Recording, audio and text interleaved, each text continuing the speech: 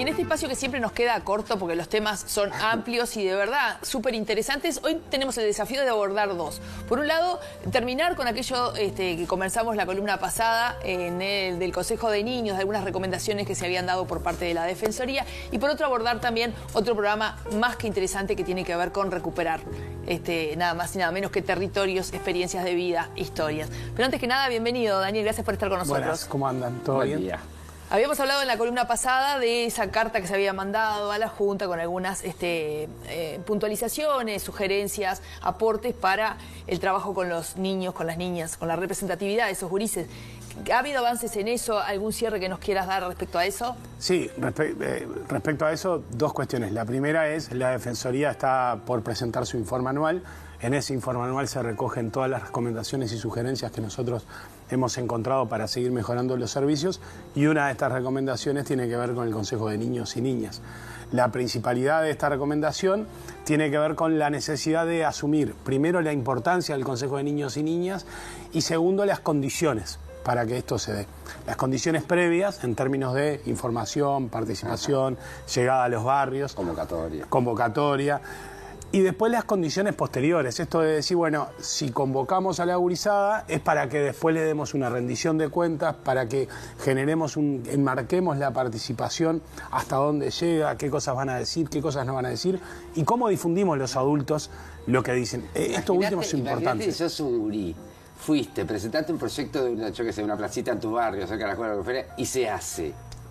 Debe ser una locura para los gurises también. Bueno, yo contaba al final de la columna pasada el caso de la Casa de la Pólvora. Una barra de gurises de sexto, se dan cuenta que al lado hay un espacio muy interesante para jugar y demás. Nosotros tuvimos en diciembre del año pasado un evento en la Casa de la Pólvora con más de 80 personas de todo el barrio del Cerro. Sí. Una de las directivas que gestiona la Casa de la Pólvora era gurisa cuando lo propuso. Entonces, nosotros lo que hicimos fue presentar, ahora la semana que viene nos juntamos con políticas sociales de la Intendencia, y eso nos parece un gran avance para pensar el siguiente, para pensar qué aportes podemos hacer desde la Defensoría. Y lo que nosotros avanzamos es en esto de decir, bueno, las propuestas de las 3 escuelas fueron estas. Por ejemplo, una plaza que incluya espacio de accesibilidad, que incluya espacios intergeneracionales, que incluya un espacio para que podamos ir con las mascotas. Bueno, ¿qué capacidades tenemos en Montevideo para hacer? La respuesta es no. Buenísimo. Respondamos que no, y digamos por qué no. Porque ahí sí estás construyendo ciudadanía. Claro. Si no, lo que estás enseñando es que tirás las propuestas y no pasa nada. Si te dicen que sí o te dicen que no, te dicen que sí, está todo bien. Pero si te dicen que no, ¿por qué el poder ahí sí que haya un feedback? Si no, se va a quedar con esa, con que, bueno, uno va y dice... Y si no, es igual al Parlamento. Es igual que las redes. No, esto es... Qué malo. Fue con maldad, pero es verdad. No, nosotros lo que le planteamos a la Intendencia es esto y hubo buena recepción en términos de pensar los próximos eventos en esta lógica, es, bueno, explicitemos cuáles son las condiciones después. Salen en Instagram los niños y niñas de la escuela diciendo cosas, bueno, lo que tenemos que saber, y ahí va a estar la Defensoría monitoreando, porque ese es el papel de la Defensoría, es si la escuela 255 o la escuela 11 de Jacinto Vera propuso, por ejemplo, cambiar la lógica del estacionamiento de los padres y madres, que parece que nos enloquecemos para poner 300 autos en la puerta de la escuela, bueno, 6 meses después tenemos que decirle, esto lo pudimos hacer, esto no lo pudimos hacer, esto lo hicimos con la propuesta de ustedes, y quizás hacer el paralelismo con el presupuesto participativo. Cuando yo presento una propuesta al presupuesto participativo, me dicen que sí o que no por una evaluación técnica. Bueno, digamos qué va a pasar con esto. Me dicen que sí o que no por la cantidad de votos. Me dicen que sí o que no en términos de los avances. Pero también discernir, porque perdona, pero me quedó haciendo ruido. Que los gurises, las propuestas que son de los gurises y las propuestas que son de los padres, ¿no? Que, no sé, me llamó la atención que los gurises, una de las preocupaciones sea el estacionamiento de los autos de los padres. Me llamó la atención. No digo que no haya salido de los gurises, ¿viste? Pero que también los chiquilines no sean canales de las voluntades de los padres, ¿viste? Porque para eso está el presupuesto participativo. Tal cual. Me dio cosita. Yo lo traía en términos de ejemplo, porque y en esta tensión entre el mundo adulto y el mundo de niños y niñas, la prioridad de la gurizada tiene que ver con su propia vida cotidiana. Claro. Las condiciones para la participación tienen que ser desde la libertad desde la capacidad de criticar efectivamente a los adultos. Esto del estacionamiento es una crítica y es terrible el vínculo entre el mundo adulto y los niños y niñas. Somos nosotros quienes les tenemos supuestamente que enseñar claro. y dar algunos consejos en términos de las normas. Sin embargo, en las afueras de las escuelas es compleja la vinculación. La vida urbana es una vida muy conflictiva y tenemos que trabajar para que esta mirada de niños y niñas nos impongan otras formas de convivir. ¿Queda algo de hablar de esto? No, vamos a tener la reunión con el área de políticas sociales, nos comprometimos a seguir el monitoreo del Consejo de Niños y Niñas que se va a hacer este año y nos comprometimos también a dar seguimiento a la decisión de la Junta de no hacer pública la versión taquigráfica, que eso va a seguir la Defensoría explicitando que eso es una mala decisión de la Junta de Montevideo y que nos parece que no tiene sustento y que en estricto rigor va en contra de la calidad de la participación de niños. Eso lo tiene que definir la Junta. Eso lo define la Junta, nosotros hacemos la recomendación, pero seguimos el tema. ¿Quiere decir que la mayoría de los ediles de la Junta votó para que esa...? Bueno, en estricto rigor no hay una definición de la Junta de los ediles y edilas que declaren secreta la versión taquigráfica. Ahí hay alguna tensión que la vida misma hace que haya tensión permanentemente entre la Defensoría y otras instituciones. Seguimos esperando la respuesta. Creemos que es una mala decisión y que parte de un error de la mirada. Por eso nos parece importante cuestionarnos. Si no la tomó la Junta, ¿quién la tomó? Bueno, hay espacios. Son preguntas que no te tengo que hacer al aire. Y burocráticos. No es. Las versiones taquigráficas se declaran secretas muchas veces en los parlamentos por definición del propio Parlamento. Claro. Después hay una decisión más burocrática cuanto a la difusión que le damos a esas versiones taquigráficas. Sí. Y en este escenario es que nosotros le hemos planteado a la Junta, nuestra interlocutora es la que llama a la mesa, que nos parece un error y que atenta contra la propia participación. Yo si entro a la página de la Junta... ¿Puedo ver actas de otras sesiones de la Junta? Todas las actas de todas las versiones taquigráficas. Menos esa. Esa no la vas a poder. No, está bueno. Y es un problema. No pero bueno, en términos del Ejecutivo hubo avances, hubo diálogo y hubo compromisos futuros que nosotros, nuestro papel es monitorear. Ahora en la presentación del próximo tema vamos a comentar algún monitoreo de ese estilo. En el caso del Parlamento... Bien. Seguimos remando. Pero fue aceptado eso, de que ustedes monitoreen las consecuencias y se dé la respuesta. Exacto. Eso ya es una Y bienvenida a la atención, para eso está la Defensoría, ¿no? Exacto. Para atencionar. Sí. Exacto. No es un lugar simpático. No, sin ¿Nos duda. da para el otro tema, María?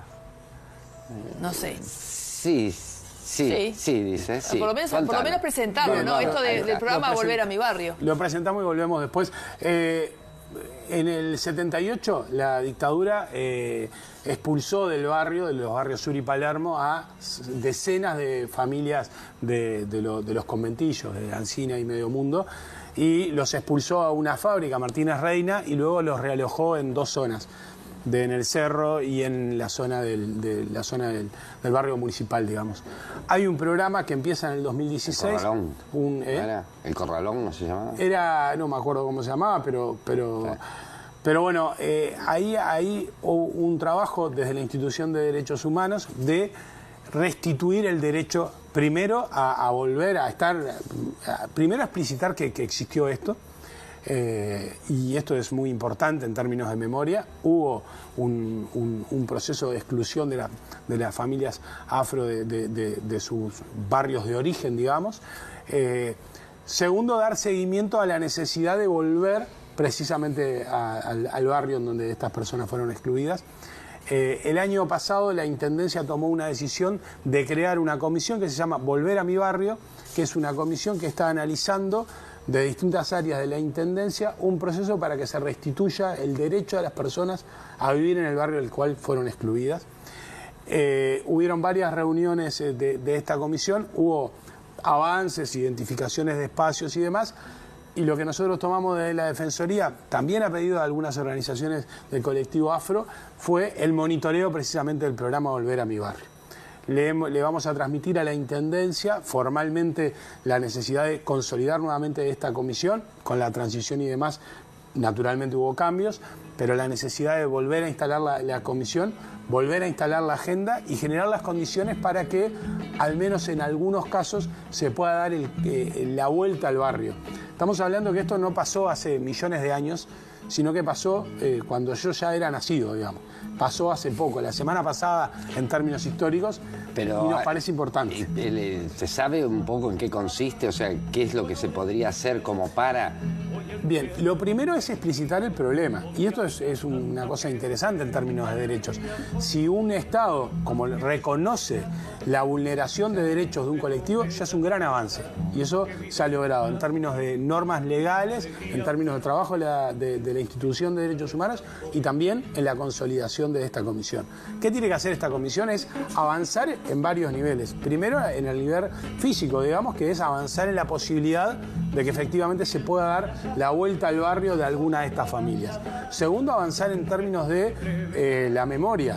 Reconstruir la memoria de las ciudades también es un derecho de las ciudades y en particular de los sectores vulnerados, en este caso los colectivos afro.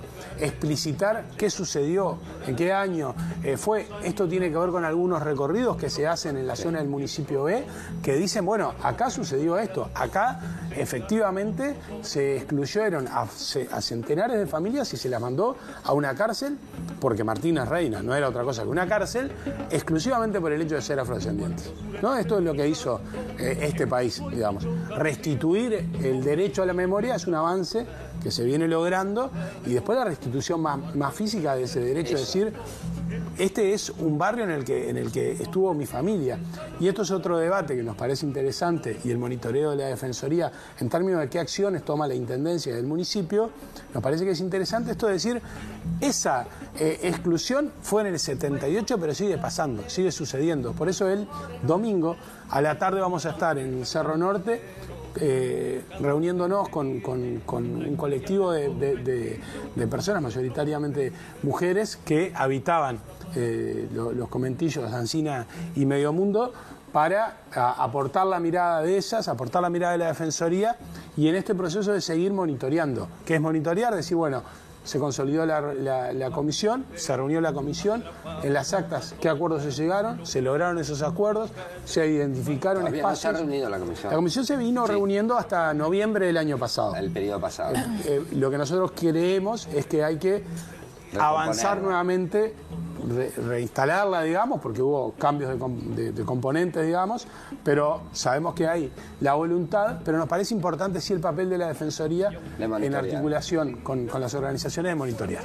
Me encanta la palabra monitorear. Gracias, Argulo, un placer. Nos quedan siempre temas para la semana que viene. Tania, nos tenemos que ir, ¿eh? Sí, sí. Porque vos tenés que arreglarte, tenés que aprontarte, porque viene la estrella, señores.